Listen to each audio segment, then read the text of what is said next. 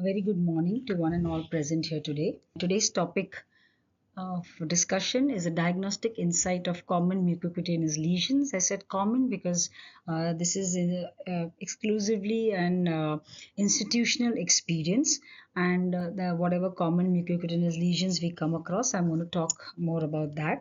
And this is not going to be like an undergraduate lecture where I will tell you real basic things. I will just be brushing on that.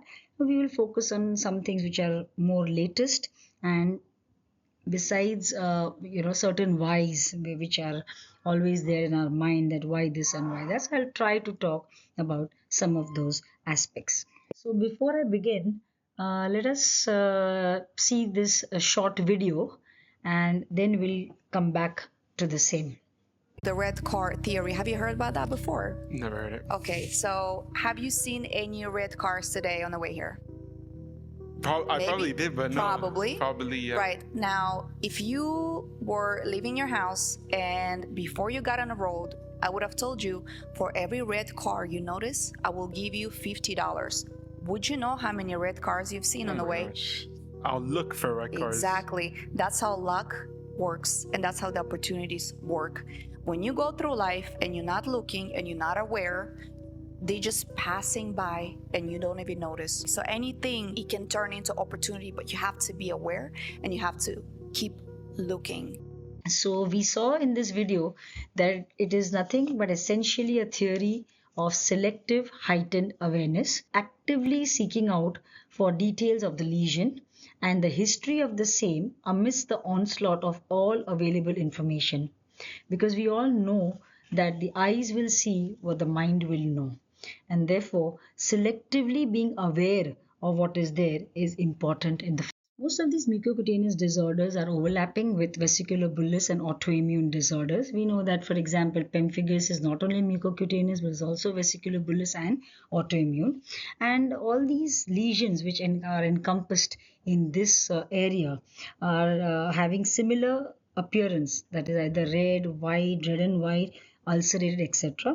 And therefore it poses a great diagnostic challenge to clinically identify each of these. Also, systemic involvement is usually common in most of these diseases, and therefore a multidisciplinary management approach is what is warranted. And if there's early diagnosis of these lesions through the oral cavity, it can probably prevent systemic progression, because more often than not, these lesions present oral manifestations along with probably much before the systemic progression to skin lesions. So therefore early diagnosis is very, very important. Now, one common thing here is that why do women have, we know that females more than males, females more than males, most of these autoimmune diseases, vesicular bullous diseases. So why are women more susceptible to these kind of autoimmune vesicular bullous or mucocutaneous disorders? Okay, so just in a simple thing, this is I came across an article, I'll let you know the reference a little later, that there are two reasons.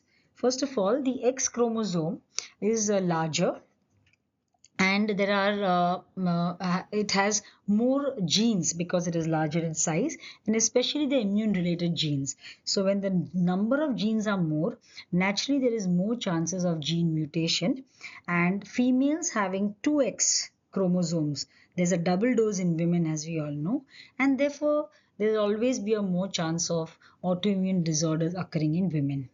Besides that, as you can see in this diagram, there are the fertilized ovum receives its X chromosome. The female thing will have parental X and a paternal X and a maternal X chromosome. So this, when there is division, one of each will go in these, and randomly any one is silenced or inactivated. For example, in some the maternal is inactivated, in some the paternal is inactivated, and so this is normal and is important to prevent overexpression of genes. However, when this inactivation does not happen, there is it causes formation of polymeric genes, and this the body will consider as foreign, produce antibody against that, weaken the body's immune system, and thus females have more chances of having these kind of autoimmune or vesicular-bullous or mucocutaneous disorders. So, in our institution, we have seen some common disorders like lichen planus, lichenoid reaction, and pemphigus vulgaris, and also some not so common disorders like lupus erythematosus and disc keratosis congenita. So, these are the few lesions that I'm going to discuss today, showing you a series of cases that we have seen.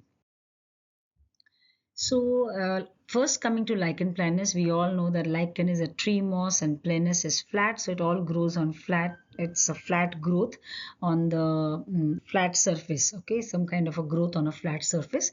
So, lichen planus is nothing but a chronic inflammatory disease that affects the skin as well as the oral mucosa. In India, the prevalence is much higher, almost 2.6%, as against the global prevalence of almost just about 1%, and it has varied clinical presentations. Initially they used to be divided into several subtypes, but now to make it easy, it's either erosive or it is non-erosive. Also, oral form may precede, accompany, or probably may be the only manifestation of the disease. So sometimes lichen planus only has oral manifestations. 60 to 70% of cutaneous lichen planus will have oral involvement, and 20 to 30% of the times there is only oral involvement with no skin or cutaneous manifestation. So, in way back in 2003, Vander Meji had modified the WHO diagnostic criteria, and he came up with a new term called as oral lichenoid lesions. So he said, if it presents like lichen planus but does not fulfill these criteria, which he divided into clinical and histopathological, then you can call it oral lichenoid lesion.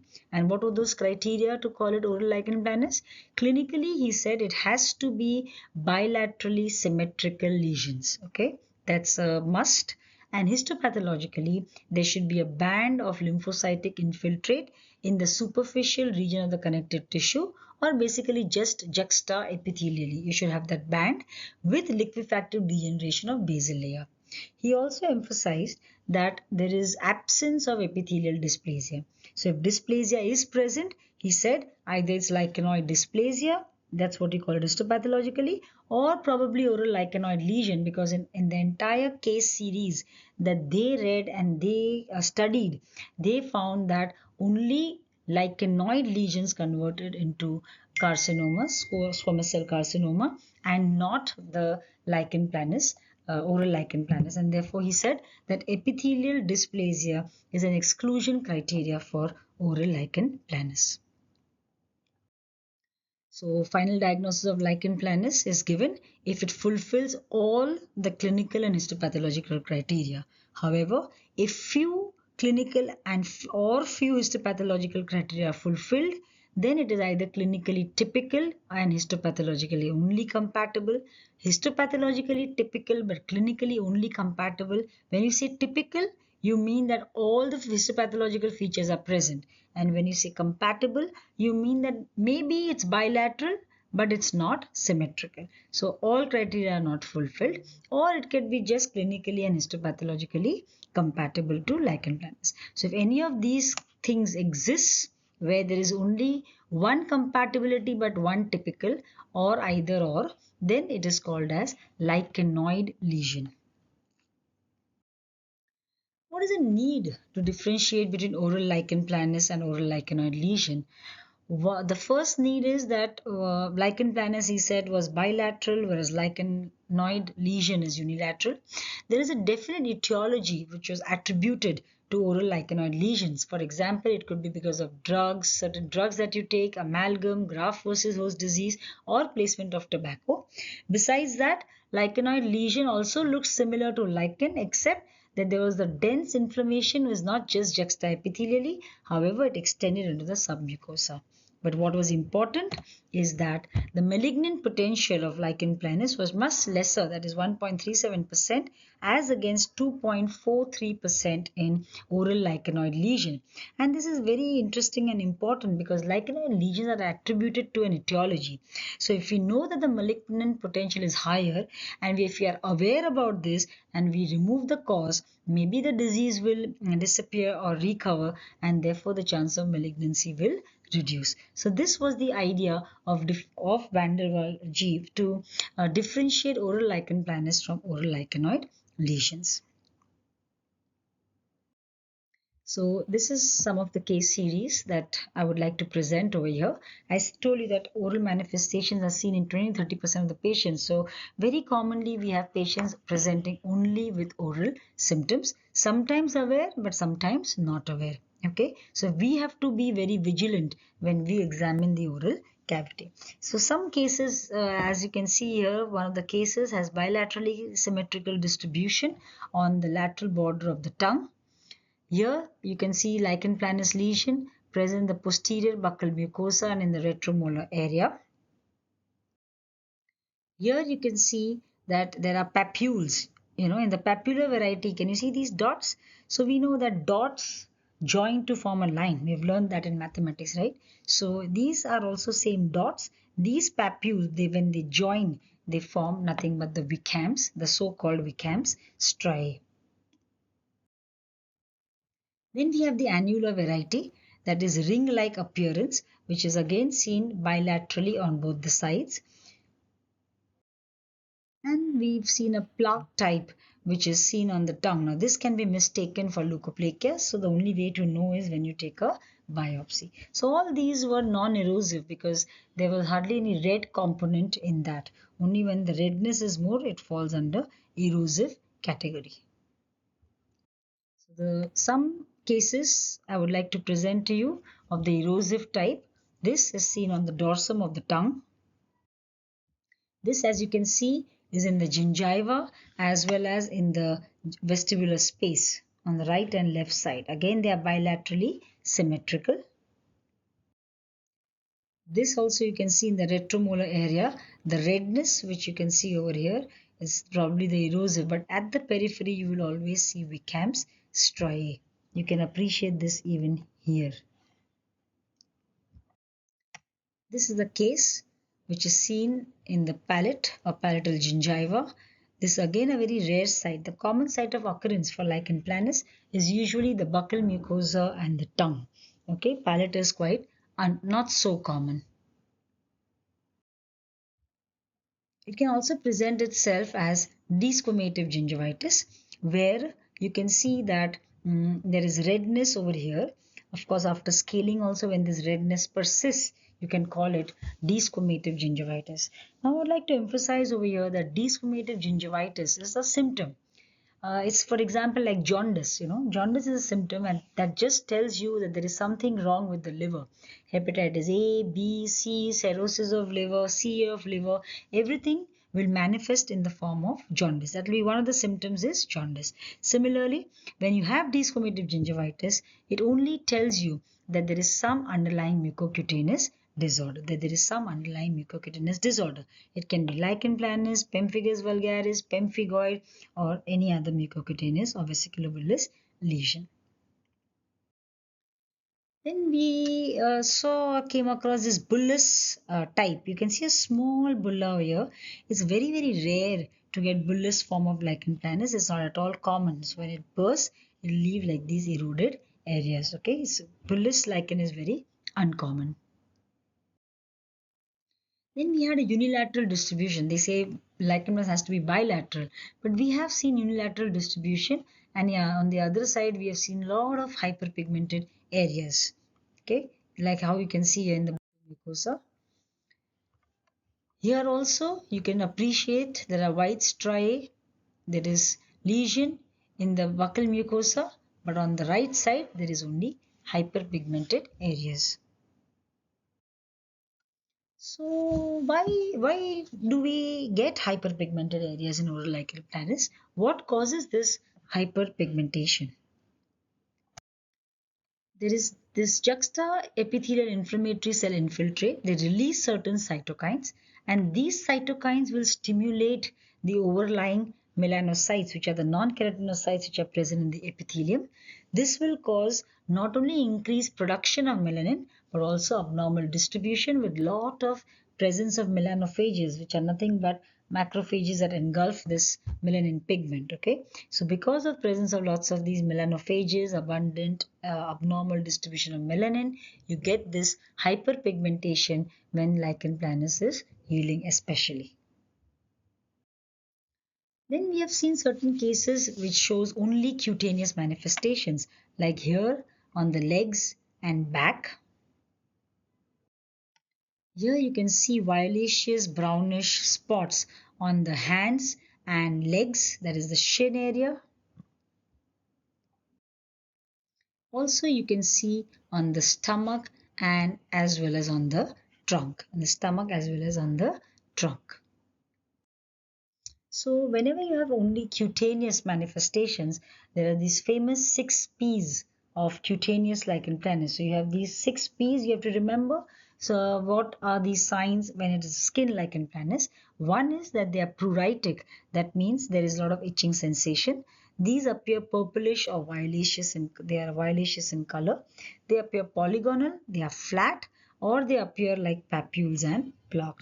So this is the color. The color in the mouth is red and white, but on the skin it appears as violaceous or purple, or they are purplish brown in color. So there are a lot of clinical differential diagnoses of oral lichen planus, like mucous membrane pemphigoid. You can differentiate that or think about mucous membrane pemphigoid when, besides desquamative gingivitis, you ask for history of vesicular bulla. So it's not that lichen planus cannot have bulla, but it's rare. And also mucous membrane pemphigoid will have ocular lesions as well. Then the lupus erythematosus, again, it appears very similar, but here the lesions are much larger. They are usually unilateral, peripheral striae is there, but this commonly appears on palate as against lichen planus, where the most common site is buccal mucosa and tongue. So if you see a large red and white lesion with peripheral striae, your first different on the palate, your first differential diagnosis will be LE. Similarly, if you see certain things like that on the buccal mucosa, and if it's bilaterally distributed, your first differential diagnosis will be lichen planus. Pemphigus vulgaris is another overlapping disease, but this gives history of vesicular bulla, and you'll have many large widespread ulcerations with irregular margins,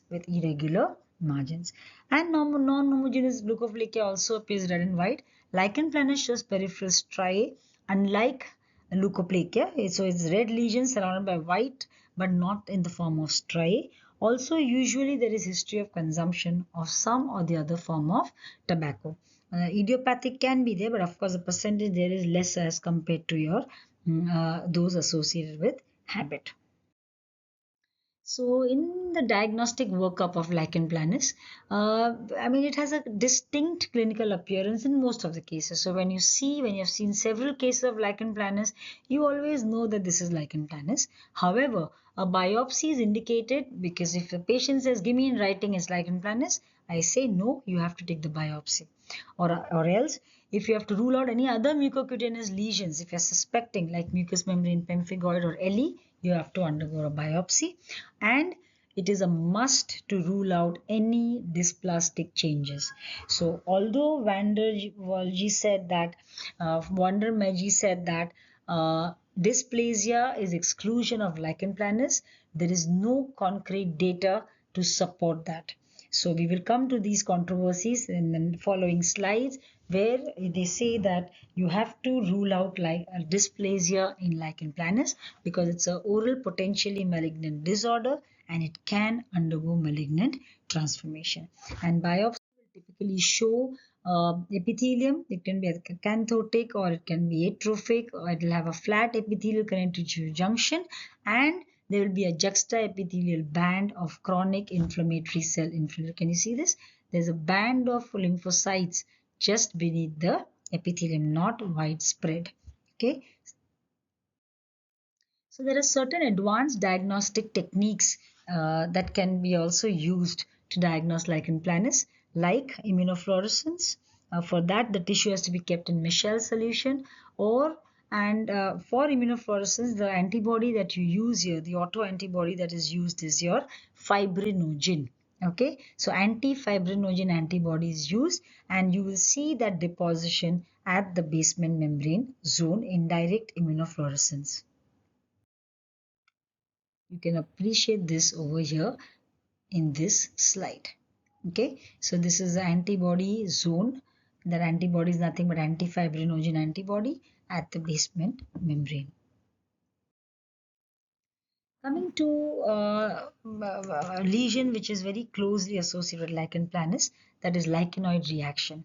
Now, lichenoid reaction, they said, could be due to oral lichenoid contact lesions, contact any restorating materials or any flavoring agents like cinnamon, or it could be due to certain drugs like hypoglycemics, antihypertensives, NSAIDs, ACE inhibitors, etc. Or you can have lichen planus like lesions in any graft versus host disease. So in graft versus host disease, there is allogenic hematopoietic stem cell transplantation, and this manifests in the oral cavity in the form of a lichen planus like lesion called as lichenoid reaction or lichenoid lesion. So there are certain controversies surrounding the terminology which is used for lesions in an OLP setting. Okay, so there is this very nice article in Oral Diseases in 2023 given by Gonzalez Moles, who says that there are several terms which are used like oral lichenoid lesion, contact lichenoid reaction, lichenoid drug reaction, graft versus host disease. Initially, all this came under oral lichenoid lesion. But then later on, one by one, these separate terminologies came into existence. Besides that, there are other terms like chronic ulcerative stomatitis, lichen planus pemphigoid, lichenoid lesion of the upper labial mucosa. So what they're trying to say here is that because of so many terminologies, there is so much confusion, and the importance of lichen planus because of this is completely overshadowed. Okay, so they say that instead of having so many terminologies, we should try to minimize it to create and let there be less confusion and more substantial data. So coming to oral lichenoid lesion, now although Vandermeerje modified the WHO criteria, and as I've already discussed, he came up with the term lichen planus and lichenoid lesion. This was purely a result of their own case series. This was only a present in their case series. They saw lichenoid lesions converted into malignancy, whereas lichen planus did not. So they put this into a blanket thing that lichen planus does not have epithelial dysplasia which converts into CA, whereas lichenoid lesions can show epithelial dysplasia and convert into CA. Okay, but that is not really the case because there is no evidence regarding the same. Okay, so when Vandermeerje did not apply certain criteria to come up with new definitions or nomenclatures. Okay, nowadays when you want to have nomenclatures and definitions, you have to apply the recommendations issued in the guidelines published by the multidisciplinary group for this change. Okay, if you want to have some new name or propose something new, and this lichenoid lesion did not justify, okay, or did not justify all these criteria. Also, there are 6 to 7 recent systematic reviews and meta-analysis which have demonstrated on the basis of evidence that malignization appears both in lichen planus as well as lichenoid lesion. Vandermeerje did not see in their cases, and you will be surprised to know there were almost about 1400 to 1500 citations for that article, and it had gained so much popularity. However, they also failed to give evidence that if the lesions were not bilaterally symmetrical but they were asymmetrical, then was there any difference in behavior? There was no concrete evidence for that. So bilaterality and having symmetrical lesion need not be the inclusion criteria. Also, I have already discussed that there was absolutely no evidence to indicate or suggest that OLP affected epithelium cannot show or cannot develop. It's an epithelium. Any epithelium can undergo dysplastic changes. So there was no proof to say that OLP epithelium will not undergo dysplastic changes, and hence biopsy of every OLP patient was necessary.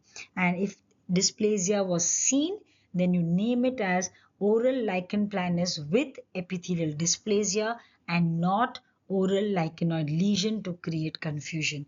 The stress and emphasis for epithelial dysplasia is necessary because that is emphasized upon, then we'll have exact data on the prevalence of the disease, which is actually oral potentially malignant disorder. And also, if you feel that don't give that much importance, then it will be believed that OLP is an innoxious disease in which malignant transformation is not that common. Therefore, the protocols of follow-up will be very, very relaxed. Autovigilance by patients will be hindered because patient will think, it is not a potentially malignant disorder, there's not much risk. And also there'll be a delayed diagnosis if there is any malignant transformation. And therefore it is very important to not undermine the importance of naming something as oral lichen planus. In another lesion, that is contact lichenoid reaction, it was clinically very similar to lichen planus, usually unilateral and as associated with silver amalgam restorations. When they remove the amalgam restoration, then the lesion resolved. Okay, and histopathologically also these are very similar to lichen planus, except that in connective tissue it also shows a lot of lymphoid follicles. So they said, okay, if you see all of this, probably it's better to call it or contact lichenoid reaction. But it is debated that is it really a type of lichen planus or is it just a type for delayed hypersensitivity reaction which requires a very long time to develop, because you'll see that a long standing amalgam restorations may have this. Okay, so maybe it requires a long period and it's a type of delayed hypersensitivity reaction. It is generated mainly but not always because of amalgam or mercury in the amalgam. Several other metals can also cause. So attributing it just to silver amalgam again was not correct. Then studies in experimental animals also failed to demonstrate that dental amalgam can cause contact lichenoid reaction, and also patch tests yielded conflicting results. So all this defied whether is contact lichenoid reaction actually a good term to be in existence. So there is insufficient scientific evidence on the pre-malignant nature, although very few studies say that 1.7% of cases undergo malignant transformation. So this contact lichenoid reaction, this author, basically this particular author, believes that is a better term to use because it indicates or emphasizes the etiological relationship. It's a reaction because of a restorative material, and at the same time it reduces confusion which is created by the term oral lichenoid lesion. So he said, okay, if it is associated in etiology, better call it contact lichenoid reaction. So you know that is because of contact with certain restorative material, whatever it may be. So if you remove that restoration, probably it will heal and it will create less confusion by giving it or putting it on the blanket term of oral lichenoid lesion.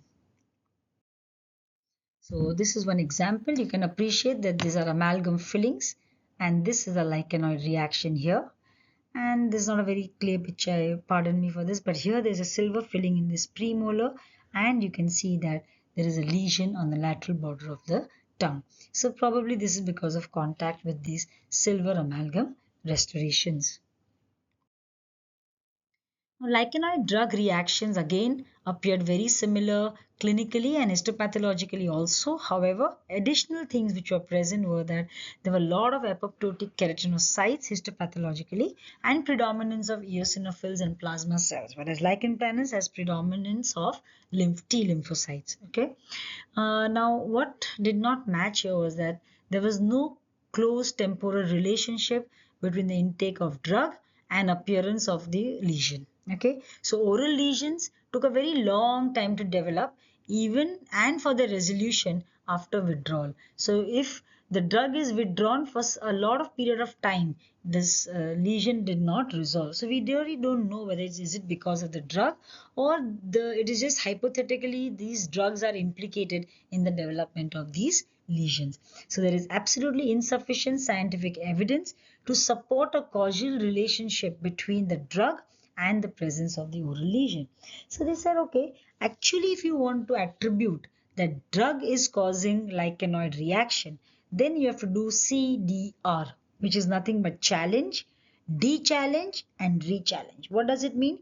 That you challenge this concept by first giving a drug and the lesion appearing. You de-challenge by withdrawing the drug, the lesion should disappear. And then you re-challenge this by again giving the same drug and the lesions reappearing. Okay, so the CDR, if it is followed, naturally this is ethically, this may not be allowed and it's difficult to prove otherwise. And therefore they said that lichenoid drug reaction is probably not a very good term that should be used. Another lichenoid reaction was graft versus host disease, where I already told you in this graft versus host disease, there is hematopoietic stem cell transplantation in the recipients. Okay, so this oral lesion is basically seen in chronic form of GVHD, where oral cavity is very typically affected.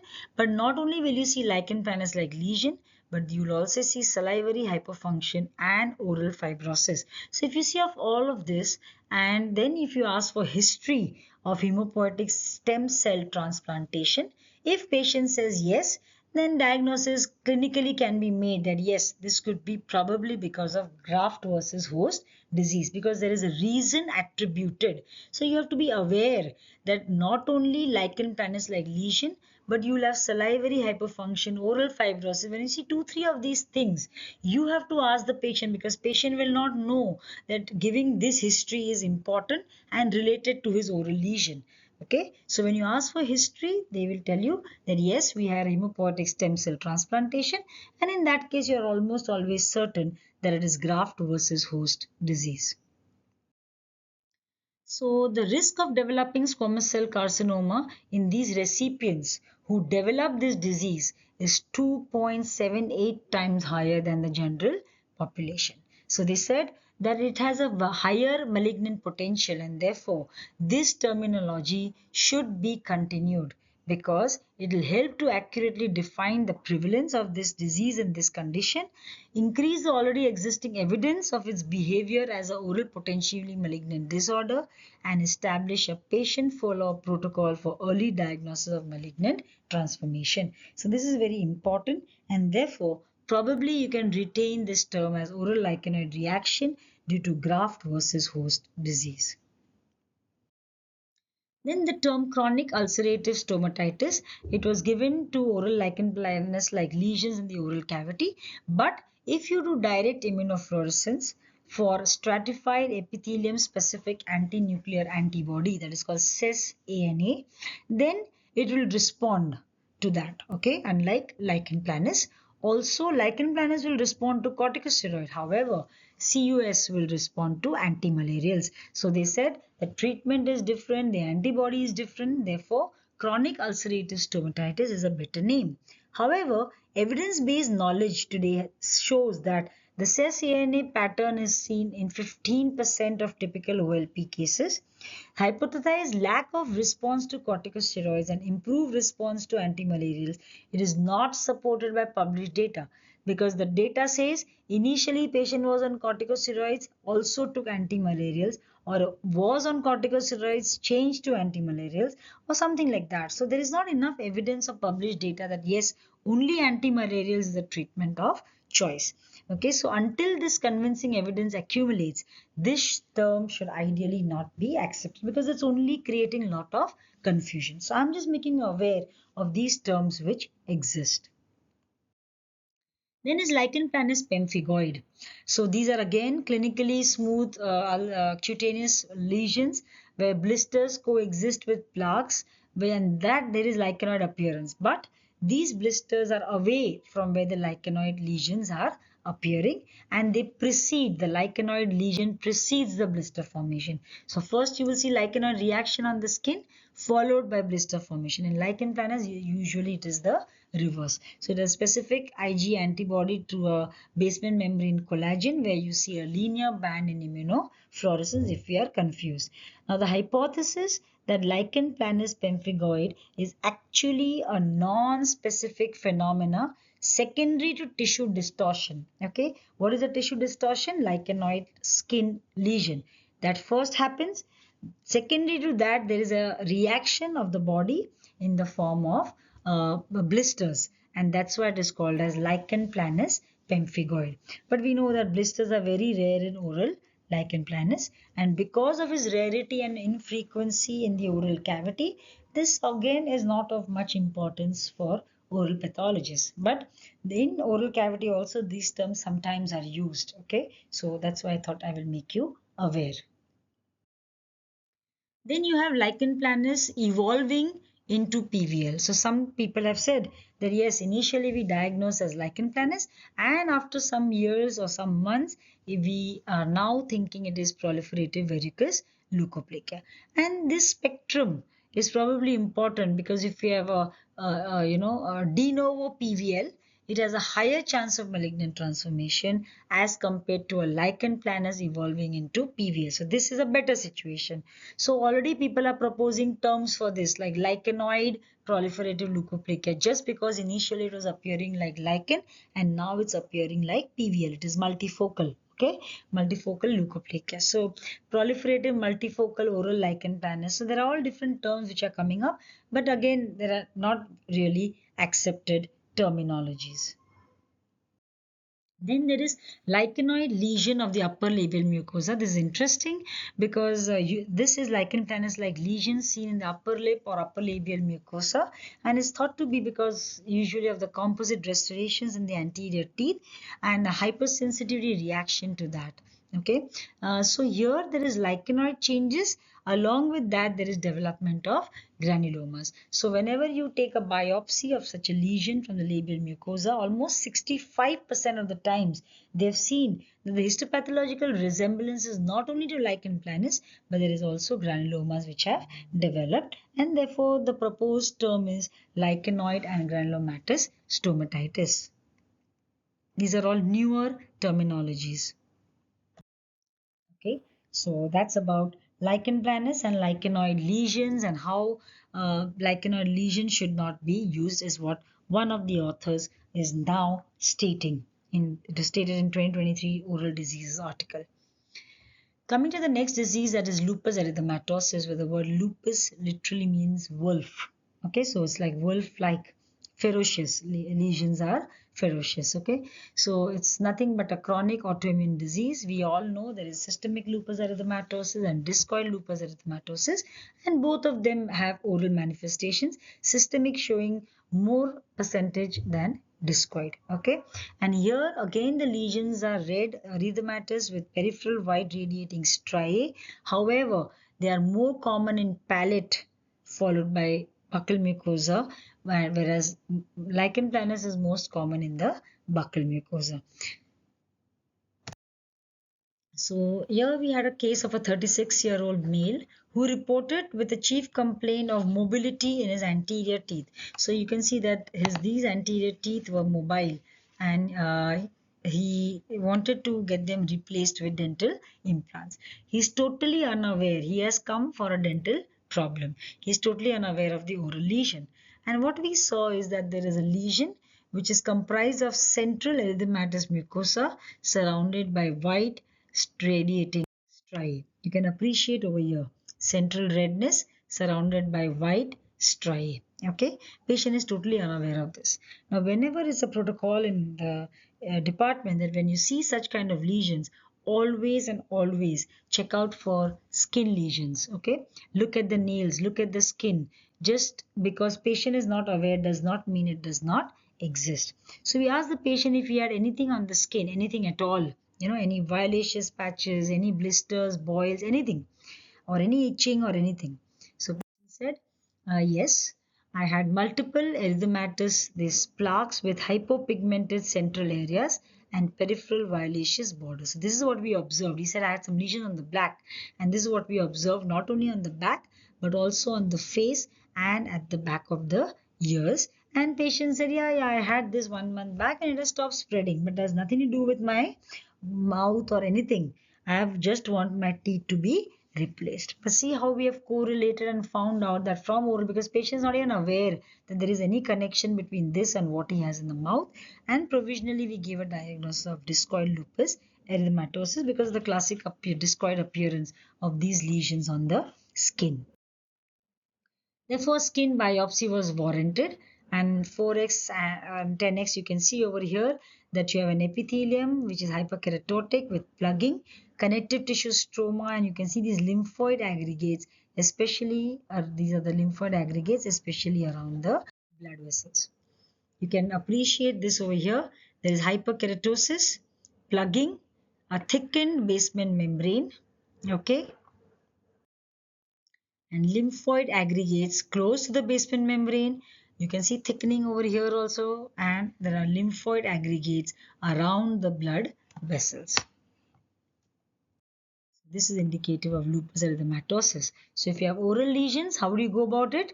Take a oral biopsy, you will see the classic appearance. And if you have oral and skin lesion, preferably go for skin biopsies because they are much cleaner and they are much more diagnostic. There are a lot of overlapping features when it comes to oral lesions. So this is much, and you will see a lot of these lymphoid aggregates around blood vessels, especially when you take biopsy from the skin. So you should take skin biopsy as compared to oral biopsy if skin lesions are present.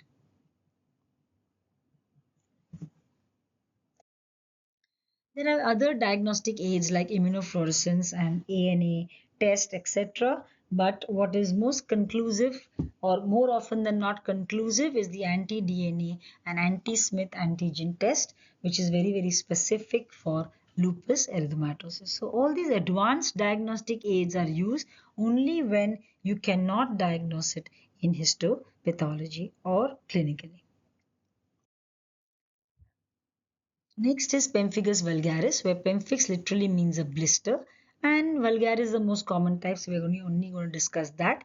In India, the prevalence is almost up to 1.8%, and it's very important for us because 90% of the times, if the lesion is on the skin, it will have oral manifestations. So 90 out of 100 patients will have manifestations in the mouth, those who ever have on the skin, and 50% patients will have it only in the mouth.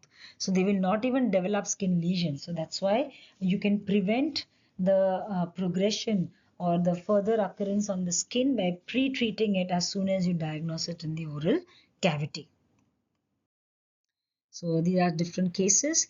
We are very lucky to see these intact vesicles and bullae all over in the mouth because it's not so common. We all know that pemphigus has intraepithelial blister or vesicle or bulla, and because the overlying epithelium is very thin, it can burst very easily almost within a few hours. Okay, so you are lucky to see this intact vesicles and bulla, or it can present like this as ulcers. In another case, there are multiple irregular, can you see this? Multiple irregular ulcerations all over the oral cavity. Can you see this yellowish slough, huge large ulcers with irregular borders? Yet another case where you can see ulceration in the buccal mucosa on both the sides. Okay, they are not symmetrical, but they are ulcerated on both the sides. This is a case of desquamative gingivitis. I've already told you that desquamative gingivitis tells you that there is some underlying mucocutaneous disorder. Okay, and the same patient also had lesions on the tongue. Can you see how explicit the lesions are on the tongue and widespread? They are quite extensive. Also, there is ulceration on the lateral border of the tongue. See this? It's of the same patient. Okay, so when you see these explicit, widespread, irregular, multiple ulcerations in the oral cavity, you must keep pemphigus vulgaris in mind. So this case also showed diffuse, can you see so much diffuse multiple ulceration on the tongue as well as on the right buccal mucosa. So see the size of these ulcers, okay, they're considerably large. Yet another case. So initially when we saw this, we only saw like a small ulcer here. Postgraduate students thought it was an aphthous ulcer. But when we saw examine the entire oral cavity, we also saw an ulcer and this denudation of gingiva on the lingual aspect, and then we did suspect pemphigus vulgaris. So another take home message here is that don't just focus on what the patient tells you. Patient may not be aware of bigger things. So check the oral cavity as a whole.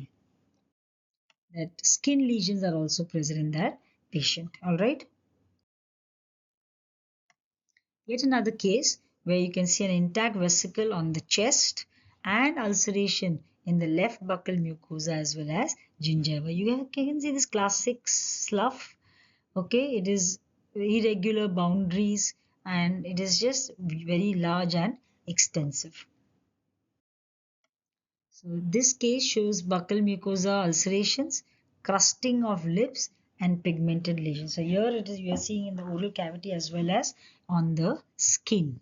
Okay, crusting of lip again is very common in pemphigus. So lip ulcerations are also very common.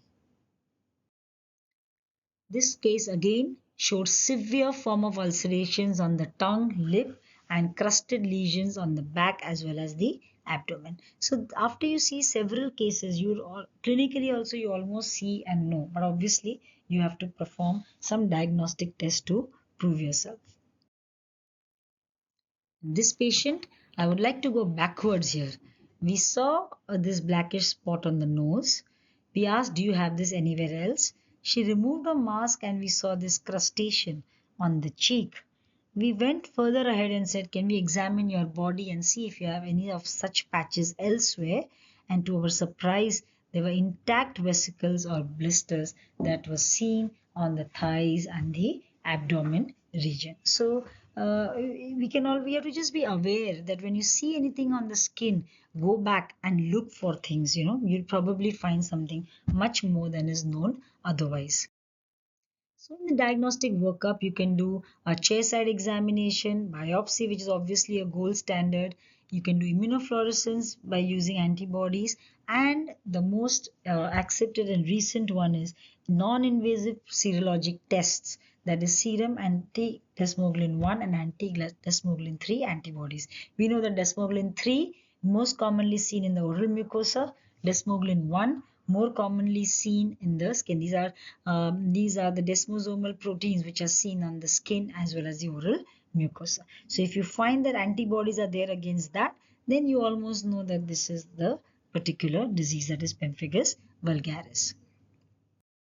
So in chairside examination, what you do is Nikolsky's sign, where when you elicit, and it is elicited when you apply lateral or tangential pressure to the mucosa in the perilesional area, like you can see over here, and there will be shearing away of the epithelium. Can you see this?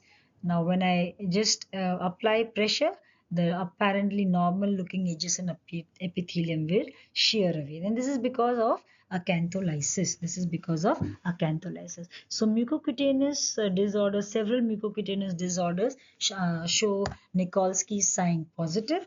And of course, the most common one is pemphigus vulgaris. So we associate this sign. But of course, there are several other diseases that are also show Nikolsky's sign positive.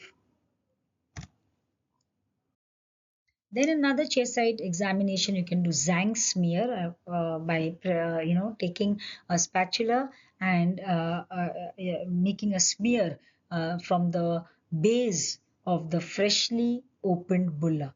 Now fresh bulla, when you take it out, you can see these acantholytic cells which are nothing but Zhang cells. You can see over here they appear as swollen hyperchromatic nucleus with a halo of cytoplasm. Okay, but what is important here is that it's very technique sensitive, and if you take it from a fresh lesion, you can appreciate these clusters of Zhang cells which are nothing but the acantholytic cells.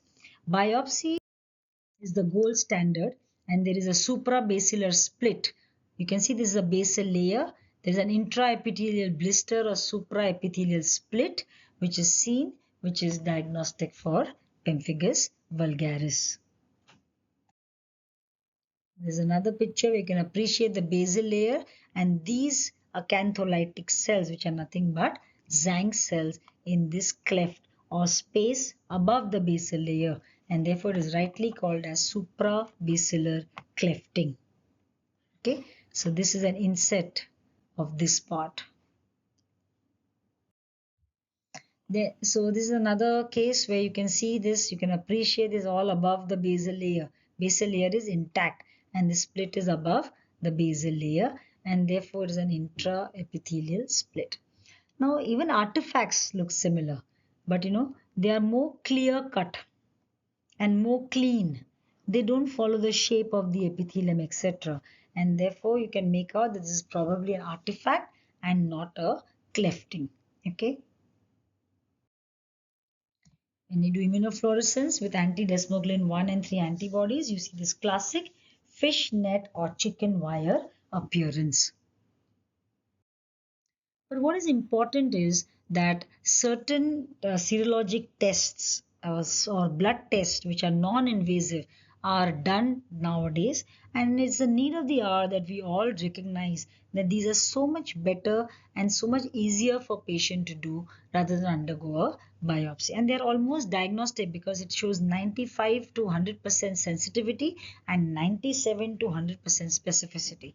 So when you ask for a serum anti-desmoglein 1 and anti-desmoglein 3 antibody test, okay, they do it with the ELISA method, and any values more than 20 are positive. The only hindrance here is the cost. It's almost about 4,500 to 5,000 for both. Now you do anti-desmoglein 1 and 3 both. Even if you have oral lesions, you do one, because if it is positive, eventually patient will develop it on the skin. So that's why usually we do 1 and 3 both together. So in spite of knowing that serologic tests exists, we still go ahead with biopsy, immunofluorescence, and all that is sometimes still not conclusive, because the biopsy site for any kind of a pemphigus is important, because if you don't take a perilesional area or an intact epithelium around the lesion, you're not going to be able to appreciate the split properly. Also, a small bit of tissue you have to divide into two, put one in Michel solution for immunofluorescence and put one in formalin for histopath. All that is a little tedious, okay, as compared to an immunofluorescence, again not cheap. Besides, these are invasive procedures as against a blood test, which is relatively not invasive. So that's why you should be aware that today, if you have to diagnose pemphigus, it's better to do it through blood tests or serum anti-desmoglein 1 and 3 antibodies. Pemphigus has complications where patients usually die of septicemia or pneumonia. Of course, nowadays it's not that common, but it's nothing to do with the disease, but the complication is because of the superinfection that occurs. Another disease which I would like to tell you is about disc keratosis. This is the last one, the disc keratosis congenita. Okay, so disc keratosis, this is abnormal keratosis. Disc keratosis is abnormal keratinization within the cell, and congenita is innate. Okay, so it's inborn. It's a hereditary condition. Here, what is important is oral leukoplakia plays a big role. So although it's a skin disorder, it presents in the oral cavity. The presentation is oral leukoplakia, and 70% of the times oral leukoplakia is present in disc keratosis congenita, and half of these cases transform into squamous cell carcinoma. So it's quite a dangerous thing to have in the mouth if the patient is of disc keratosis. That's why biopsy is a must to rule out what level of dysplasia is present. So when you get a case and you will see dystrophy. So when your eyes fall on the nails, you see that the nails were dystrophic and so were the nails of the feet. Okay, so we knew that if they have dystrophic nails and pigmentation on the skin, this could probably be a leukoplakia, a non-homogeneous leukoplakia, and it's very important because it could be disc keratosis congenita, which has a very high chance of malignant transformation. So even if right now is on malignancy, it's your duty to inform the patient that it is the prognosis and the importance of follow-up, etc. So out of all this what is the take-home message that I would like to give you is this. Always and always look for skin lesions. When you have any red and white or oral ulcerations or anything in the mouth, look out for skin lesions.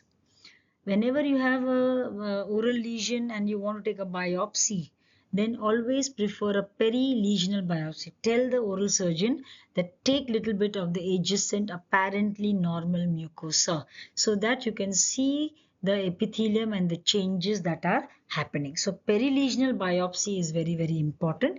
In that, if you want to, if you think that you may need immunofluorescence, cut that tissue, put it in Michel solution, half of it you put it in formalin so that both can be done at the same time.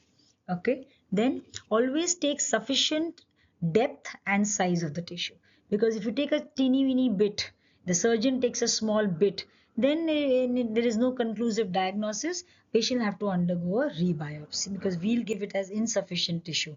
So first only tell them to take adequate size and depth, because as we are not magicians, we need to see under the microscope and then come to a conclusive diagnosis. Whenever possible, choose non-invasive methods. Like in pemphigus, we know now that serum tests, blood tests can tell you whether it's pemphigus or not. Then no need to go for biopsy, okay, and immunofluorescence, etc. So go for non-invasive methods if they exist or if they are almost very, very specific and sensitive.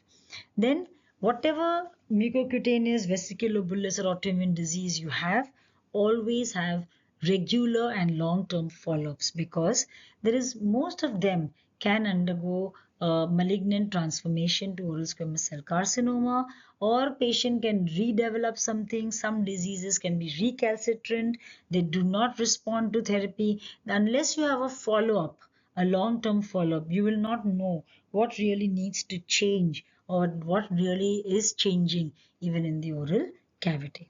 Okay, and last but not the least, always have a multidisciplinary approach. So if you need to have a skin specialist on board to help you with the skin lesions, do it.